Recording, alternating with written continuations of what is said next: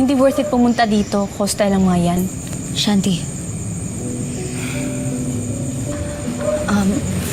I just wanted to apologize to all of you. Yun yung promise ko kay Livy when I apologized to her. Maniwala na tayo sa kanya. Para matapos na to. I am sorry for everything that I did. Kay Livy, kay Zeph, sa inyong lahat.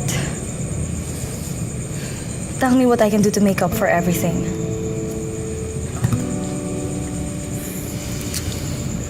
Sige. Dahil mukhang pinatawad ka na ni Zeph, tsaka ni Livy, pinapatawad ka na namin. Saka na kami mag-iisip kung anong gagawin mo.